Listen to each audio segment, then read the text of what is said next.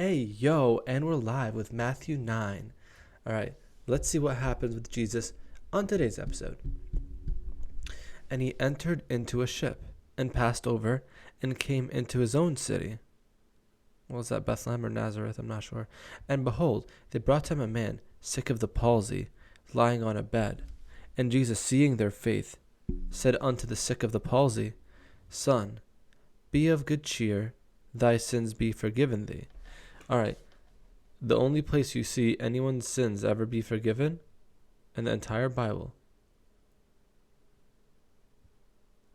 Moses didn't do it. Noah didn't do it. Abraham didn't do it. David didn't do it. Prophets didn't do it. Jesus did it. Further evidence. What further evidence do we need that Jesus is God? God can forgive, and so can Jesus.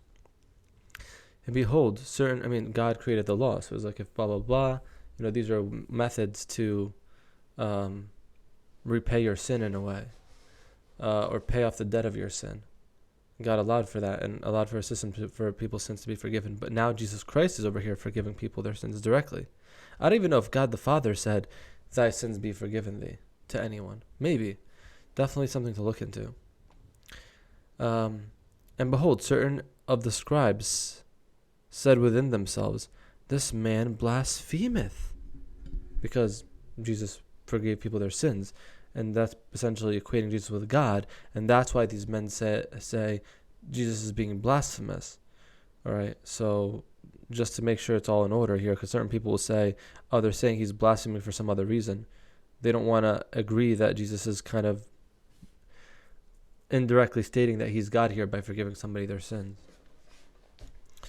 And Jesus, knowing their thoughts, said, wherefore think ye evil in your hearts? Wherefore? Why think evil? So wherefore I think means why.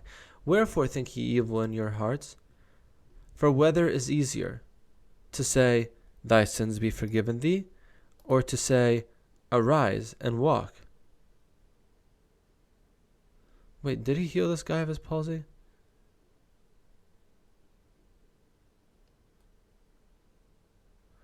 I was thinking about that. I was like, did Jesus heal him of his palsy or just forgive his sins? Because he could have done both. But they brought him a sick man of the palsy lying in a bed. Jesus, seeing their faith, said unto the sick of the palsy, Son, be of good cheer, thy sins be forgiven thee. Oh, and I think that was kind of like an indirect way of him being healed both physically and spiritually and then being able to walk. But anyway, so they know that Jesus has some sort of power here, but the sins being forgiven, that's above and beyond. Wherefore think ye evil in your hearts? For whether is easier, to say, thy sins be forgiven thee, or to say, arise and walk? But that ye may know that the Son of Man hath power on earth to forgive sins. Then saith he to the sick of the palsy, arise, take up thy bed, and go unto thine house. And he arose and departed to his house. Oh, wow. Okay, so that healing part came after. I misunderstood. But when the multitude saw it, they marveled and glorified God, which had given such power unto men. So they still think Jesus is a man. I don't think they realize that he's God yet. And as Jesus passed forth from thence, he saw a man named Matthew sitting at the receipt of custom. And he saith unto him, Follow me. And he arose and followed him. And it came to pass as Jesus... So that's the next here. I'm actually going to highlight this. Dun, dun, dun, dun, you captured Matthew. Pokemon. Okay. And it came to pass as Jesus sat at meat in the house. Behold, many publicans and sinners came and sat down with him and his disciples. And when the Pharisees saw it, they said unto his disciples, Why eateth your master with publicans and sinners? But when Jesus heard that, he said unto them, That they be whole need not a physician, but they that are sick need a physician. But go ye and learn what that meaneth, I will have mercy and not sacrifice, for I am not come to call the righteous, but sinners into repentance.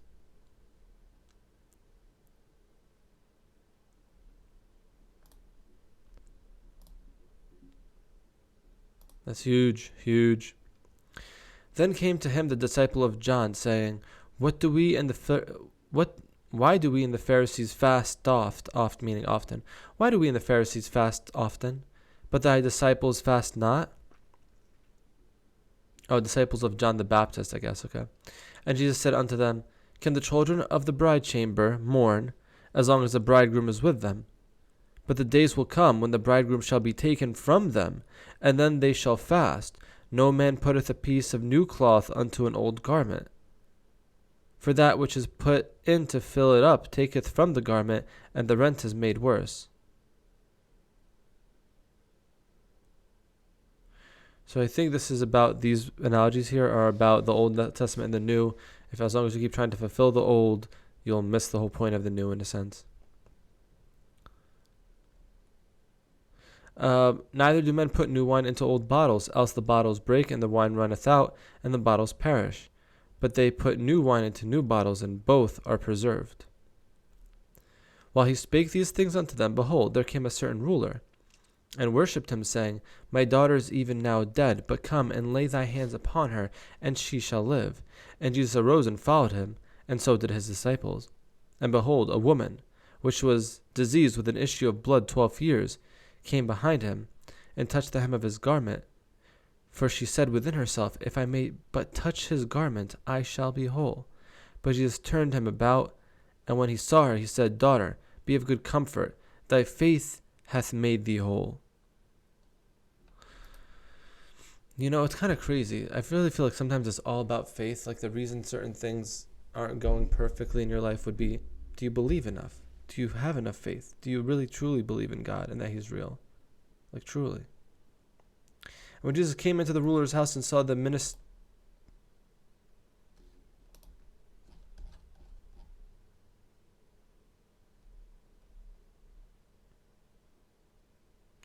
And when Jesus came into the ruler's house, he saw the minstrels and the people making a noise, and said unto them, Give place, for sorry, I'm out of breath now that I was holding it. Give place, for the maid is not dead, but sleepeth. And they laughed him to scorn. But when the people were put forth and went in, and they took her by the hand, and the maid arose, and the fame hereof went abroad into all that land. And when Jesus departed thence, 2 blind men followed him, crying and saying, Thou son of David, have mercy on us. And when he was come into the house, the blind men came to him, and Jesus saith unto them, Believe ye that I am able to do this? They said unto him, Yea, Lord. Then touched he their eyes, saying, According to your faith be it unto you. And their eyes were opened. And Jesus straitly charged them, saying, See that no man know it. But they, when they were departed, spread abroad his fame in all that country. And they went out, behold, they brought to him a dumb man possessed with a devil. So, okay, hold on. Calvinist, real quick. You see here when it says, and their eyes were open, and Jesus straightly charged them, saying, See that no man know it. So, like, God knows all and sees all. So, had he known that he was going to say this and they were going to spread it anyway, or are you saying it's reverse psychology, like Streisand effect? Jesus actually wanted them to spread it, so he said, See that no man know it, knowing that they would in fact then go and spread it. I mean, come on, Calvinist. This essentially disproves everything that you believe in. And they went out, behold, they brought to him a dumb man possessed with a devil. And when the devil was cast out, the dumb spake. And the multitude marveled, saying, It was never so seen in Israel. But the Pharisees said, He casteth out devils through the prince of the devils. And Jesus went about all their cities and villages, teaching in their synagogues, and preaching the gospel of the kingdom, and healing every sickness and every disease among the people. But when he saw the multitudes, he was moved with compassion on them, because they fainted and were scattered abroad, as sheep having no shepherd.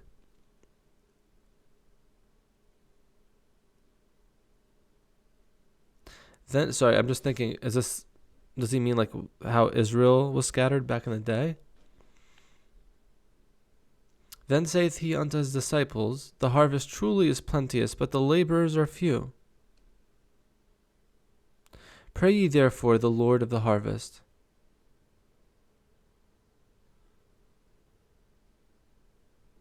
that he will send forth laborers into his harvest. What does this mean?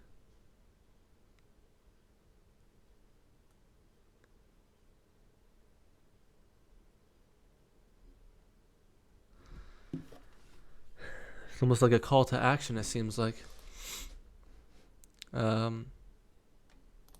Sorry, I'll just read it again in case you guys are just listening here and not actually reading. That last line, this is what Jesus is saying unto the disciples. The harvest truly is plenteous, but the laborers are few. Pray ye therefore the Lord of the harvest, that he will send forth laborers into his harvest. I mean, when I read about the harvest is plenteous, that means there's plenty of Christians to be plucked from the garden, and there's not enough laborers to harvest them and gather the sheep. I don't know. All right, so here's the 12. We have the 12 now. Here's the names of the 12. And when he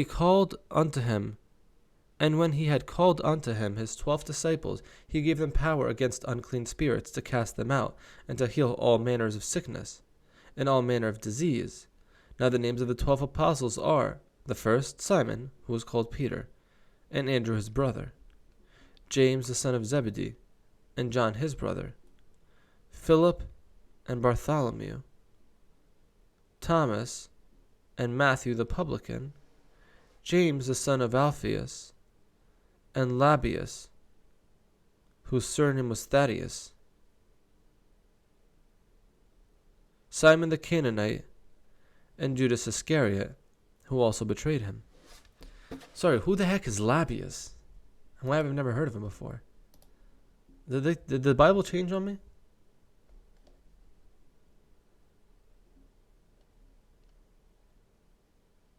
I think in a different version it might look different. Let me look up here. Philip and Bartholomew, Thomas and Matthew the tax collector, James son of Alphaeus, and Thaddeus, Simon the Zealot. Wait, what? So this is different. So Thaddeus is one of them.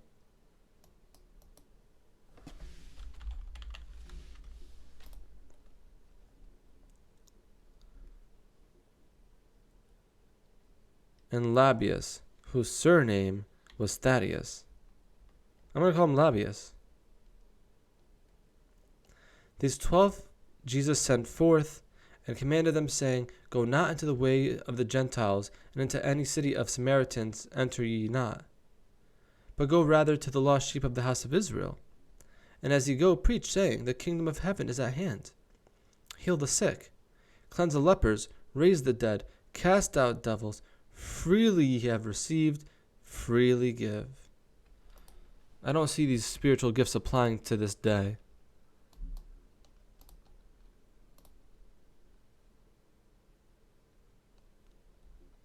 I'm going to put a little comment there, but I'll just leave it at that.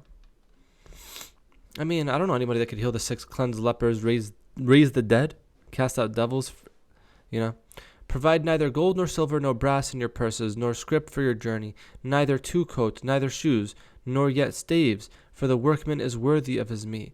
And into whatsoever city or town ye shall enter, inquire who in it is worthy, and there abide till ye go thence.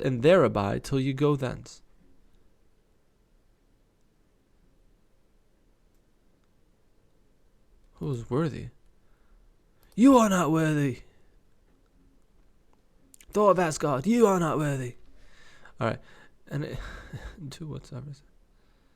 All right, and when you come into a house, salute it. Salute. And if the house be worthy, let your peace come upon it. But if it be not worthy, let your peace return to you. What does that mean?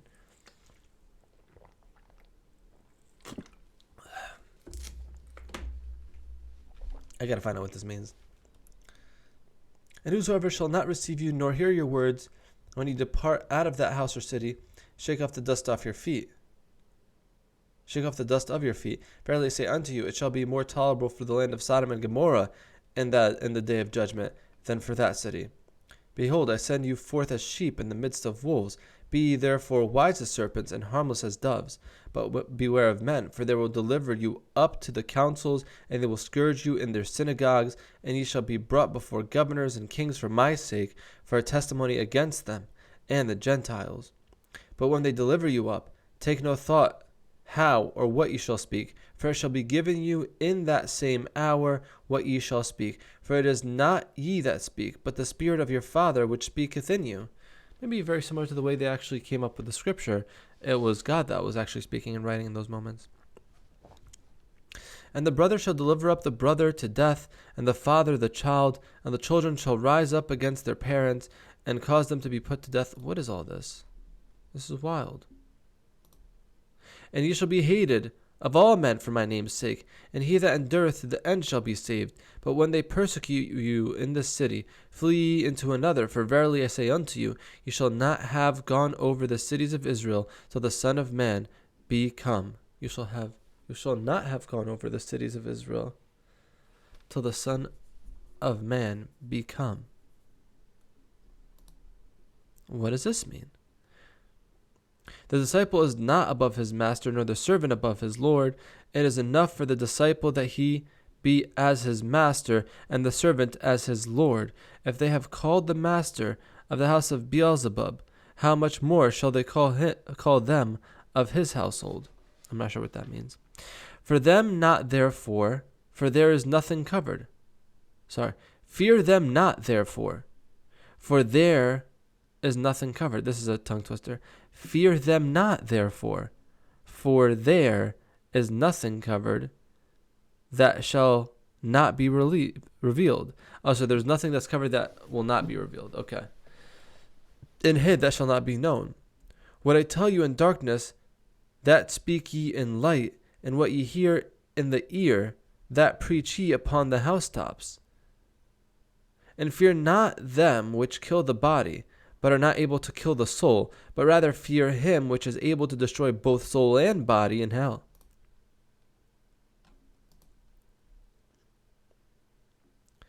Are not 2 sparrows sold for a farthing?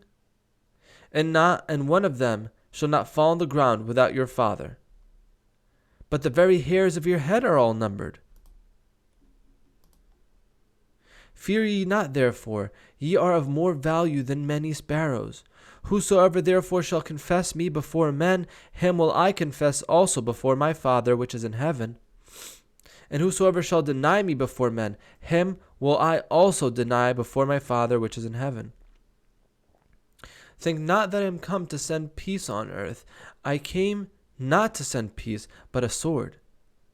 For I am come to set a man at variance against his father, and the daughter against her mother, and the daughter-in-law against her mother-in-law. And a man's foes shall be they of his own household.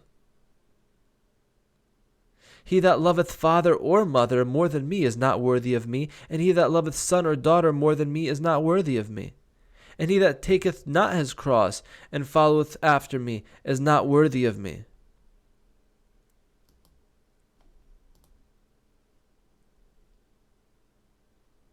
He that findeth his life shall lose it, and he that loseth his life for my sake shall find it.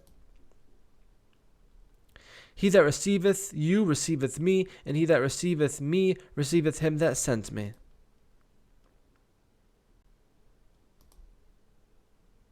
He that receiveth a prophet in the name of a prophet shall receive a prophet's reward. And he that receiveth a righteous man in the name of a righteous man shall receive a righteous man's reward. I don't know what that means. And whosoever shall give to drink unto one of these little ones a cup of cold water only in the name of a disciple, verily I say unto you, he shall in no wise lose his reward.